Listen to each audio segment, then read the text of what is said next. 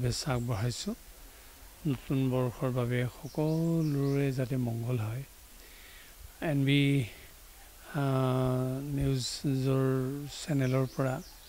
যি আমাক শুভেচ্ছা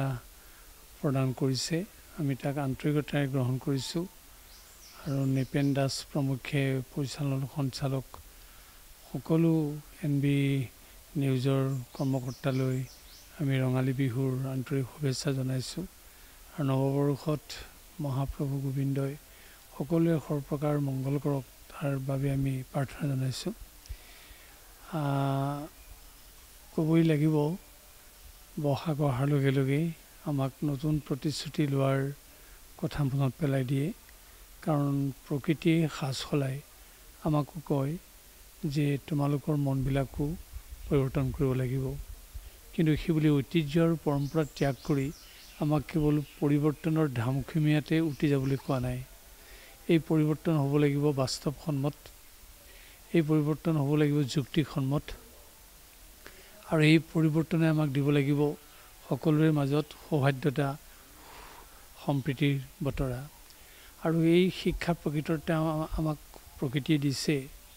কাৰণ প্ৰকৃতিয়ে কৈছে পৰোপকাৰায় বহন্তি নত্যহা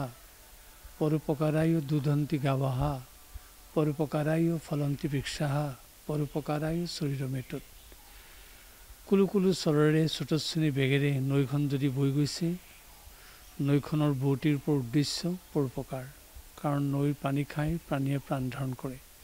যি স্কিম যি আঁচনি যোগেদি আমি পানী নুলিয়াওঁ কিয় পানীৰ উৎস নৈখন ঠিক সেইদৰে গাইজনীয়ে লিটাৰ লিটাৰ গাখীৰ দিছে যোৱাকালি আমি গৌ পূজা কৰিছোঁ সেই গৌক আমি পঞ্চমাতাৰ ভিতৰত এগৰাকী মাতা স্বৰূপে আমি গণ্য কৰি গৌ পূজা কৰিছোঁ আৰু সেই গাইজনীয়ে আমাক যি গাখীৰ দিছে কাৰ কাৰণে গাখীৰ খাই মানুহ অমৃতস্য পুত্ৰা এই পৰিচয় দিবলৈ মানুহ সমৰ্থ হয় অৰ্থাৎ গাইজনীয়ে লিটাৰ লিটাৰ গাখীৰ দিয়াৰ পিছতো গাইজনীয়ে নিজে এটোপা গাখীৰো পান নকৰে উদ্দেশ্য পৰোপকাৰী চিন্তা ঠিক সেইদৰে গছজোপাই লোমালোমে পকা পকা ফল দিছে তাতো সকলোৱে লক্ষ্য কৰিব ইমান পৰ্যাপ্ত ফল দিয়াৰ পিছতো গছজোপাই এটা ফলো নিজে ভক্ষণ নকৰে সেই ফল খাই ক্ষুধাতুৰ প্ৰাণীয়ে প্ৰাণ ৰক্ষা কৰে প্ৰকৃতিৰ সমস্ত সৃষ্ট বস্তুৰে সৃষ্টিৰ উদ্দেশ্য যদি পৰোপকাৰ তেতিয়াহ'লে প্ৰকৃতিৰ কোলাতে ডাঙৰ দীঘল হোৱা প্ৰকৃতিৰ কোলাতে সৃষ্টি হোৱা মানুহো ইয়াৰ পৰা ব্যতিক্ৰম হৈ থাকিব নোৱাৰে সেইকাৰণে মানুহকো কোৱা হৈছে পৰোপকাৰায় শৰীৰমেতত গতিকে আমি সঁচাকৈ যদি পৰোপকাৰী চিন্তাত ব্ৰতী হওঁ এয়াহে হ'ব প্ৰকৃত মানুহৰ ধৰ্ম আৰু তেতিয়াই মানুহ শ্ৰেষ্ঠ যে জীৱ এইটো কথা প্ৰতিপন্ন হ'ব আমি আশা কৰিম এই নতুন বছৰে আমাক এই পৰোপকাৰী চিন্তাত উদ্বুদ্ধ হ'বৰ কাৰণে আকৌ এবাৰ মনত পেলাই দিব